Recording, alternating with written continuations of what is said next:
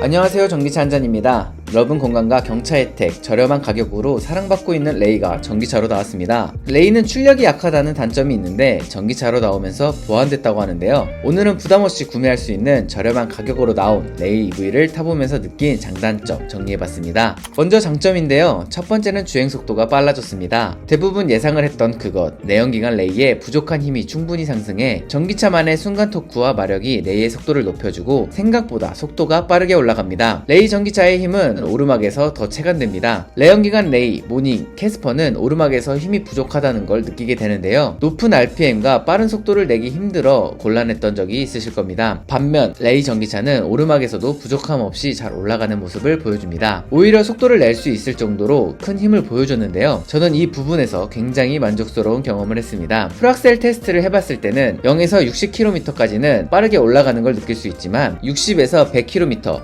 제로백은 조금 느리게 올라가는 느낌입니다. 조금 달리다 보면 속도가 80에서 90을 넘어갈 때 차가 조금씩 흔들리기 시작하는데요. 거기서 오는 불안감이 생겨 빠른 속도로 달리는 건 힘들지만 레이는 주행감을 즐기기보단 편하게 동네용으로 타는 느낌이라 천천히 달리기만 한다면 크게 중요하지는 않았습니다. 두 번째는 정말 조용합니다. 전기차의 큰 장점 중 하나죠. 엔진이 없어 떨림음이 없고 정차에 있을 때, 시동을 걸 때, 주행할 때 잔진동이 없어 오래 운전하기 편하고 덜 피곤한 느낌입니다. 쿨은 토션빈 구조에도 주행 중 불쾌한 잔진동이 적은데요. 내연기관 레이, 캐스퍼와 비교해봤을 때도 주행시 소음이라든지 정차나 시동을 걸 때에도 큰 소리가 나는 걸 느낄 수 있는데 반면 레이 EV는 조용한 느낌이 한결 편하게 해주는 것 같습니다. 유틸리티 모드도 있어 오랜 시간 정차하거나 캠핑 등 공조장치를 사용하기에도 적합하고 활용도도 좋았습니다. 세 번째는 수납 공간이 많습니다. 레이의 장점으로 실내에 큰 공간도 있지만 수납 공간이 많아 짐을 이곳저곳 놓기 좋습니다. 기어 변속이 칼럼식으로 바뀌면서 가운데에 작은 공간이 생겼고 밑에 수납 공간과 위에도 2개, 콘솔 쪽에도 음료 수납 외에 작은 공간들이 여러 개 있고 의자 및 수납함과 문마다 음료 수납과 작은 수납 공간들이 있습니다. 경차임에도 불구하고 운전자 외 모든 탑승자들이 만족을 할 수 있는 공간과 수납 공간이 있죠.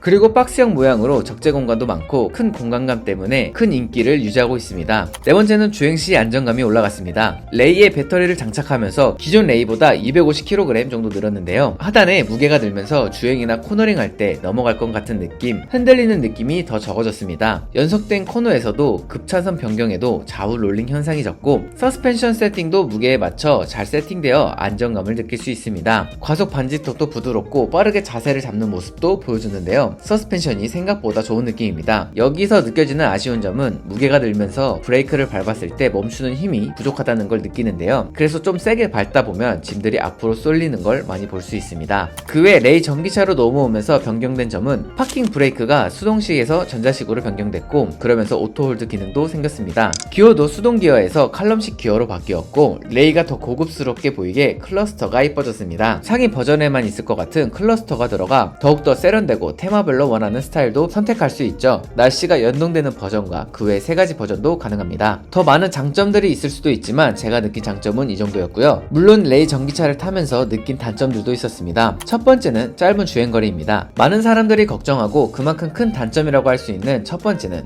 짧은 주행거리입니다. 공식 주행거리는 205km이지만 100% 충전 시 약 250km를 갈 수 있다고 표기되는데요. 서울에서 부산까지 400에서 450km 정도 되는 거리에 250km는 한 번에 갈 수 없는 짧게 느껴질 수 있는 거리인데요. 히터, 에어컨을 안 틀어도 되는 딱 좋은 날씨에는 충분히 250km를 갈 수 있지만 겨울철, 여름철에는 히터나 에어컨을 틀면 크게 떨어지는 걸 볼 수 있습니다. 특히 추운 날에는 180에서 200km 정도밖에 주행거리가 안 나오는데요. 여기서 추운 날에 온도를 0.5씩 변경할 때마다 주행거리가 2km에서 3km씩 떨어지지만 바람 세기가 1단계씩 세질 때마다 15에서 20km씩 떨어집니다. 그래서 온도를 최대한 높이거나 낮춘 후 바람 세기를 낮추는 게 주행거리를 지킬 수 있습니다. 추가적으로 추운 날 담요나 더운 날 창문을 열고 가면 주행거리를 조금 더 아낄 수 있습니다. 두 번째는 느린 충전 속도입니다. 다른 전기차에 비해 짧은 주행거리기도 하지만 그만큼 빠른 충전 속도도 나지 않습니다. 100kW 급소 충전 시 10%에서 70%에서 80%까지 충전하는데 약 40분, 50kW 급속 충전 시 57분이라고 설명이 되어 있지만 35kW 속도로 충전하는 모습과 80% 이상부터는 급속 충전도 느린 속도로 충전이 됩니다. 대신 집밥이 있으며 만족도는 최상이었는데요. 가정용 220V 콘센트 충전도 가능해서 집에서 충전해 놓으면 동네는 편하게 왔다 갔다 할 수 있어 큰 불편함 없이 사용하고 있습니다. 제가 느낀 레이 전기차의 단점은 여기까지이고 그 외 레이에서 아쉬운 것들도 있었습니다. 첫 번째는 운전석 의자 높낮이를 물리식으로 올리고 내릴 수 있습니다. 의자 높낮이를 조절 못하는 차도 많은데 그거에 비해 가능하다는 점은 굉장히 좋았습니다. 높낮이를 펌프하면서 조절하는 재미도 있지만 물리식으로 하는 아쉬움이 있었습니다. 두 번째는 스마트 크루즈 컨트롤이 없습니다. 레이는 일반 크루즈 컨트롤이 들어가 있는데요. 일반 크루즈 컨트롤은 속도 유지는 가능하고 앞차를 인식해 속도 조절을 해주는 기능이 없습니다. 대신 차선 기능 유지는 가능합니다. 이것도 가능하게 해줬다면 좀 더 좋은 드라이빙이 되었을 것 같습니다. 이렇게 레이 전기차의 장점과 단점을 알아봤습니다. 이거 외에도 여러분들이 느끼셨을 장점과 단점들이 더 있으실 건데요. 저는 개인적으로 굉장히 만족하며 타고 있습니다. 집밥을 먹이며 편하게 동네를 떠돌아다니기에 부담이 없었고 생각보다 주행감, 속도감이 좋아서 운전이 더 재밌는 것 같습니다. 여러분들이 느끼셨을 레이 전기차에 대해 어떻게 생각하고 있는지 댓글로 남겨주세요. 오늘 영상 여기까지고요. 다음에 더 유익한 영상으로 찾아뵙겠습니다. 재밌게 보셨다면 구독과 좋아요 부탁드립니다. 시청해주셔서 감사합니다. 이상 전기차 한잔이었습니다.